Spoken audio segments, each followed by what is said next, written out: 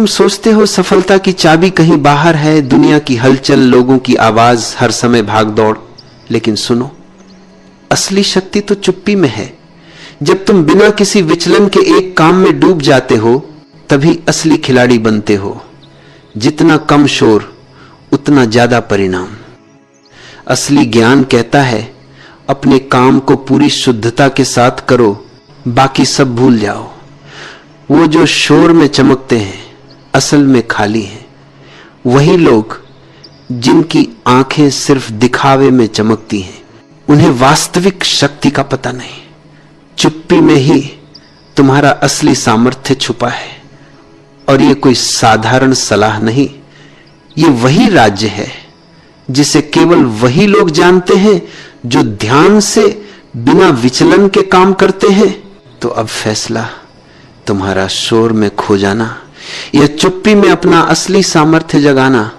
देखो, फर्क आम लोग काम करते हैं शोर में, सबको बताते हैं, सबके सामने दिखाते हैं, देखो मैं कितना बिजी हूं।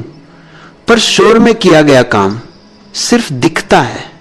वही काम अगर चुप्पी में किया जाए, बिना दिखावे, बिना किसी को बताए, उसका असर गहरा होता है, परिणाम असली आता है। वही काम अगर चुप्पी में किया जाए, बिना दिखावे, बिना किसी को बताए, बस अपने ध्यान और अपने काम के साथ, कोई आवाज, कोई हलचल नहीं, और देखो असर गहरा होता है, काम पूरा होता है, परिणाम असली आता है।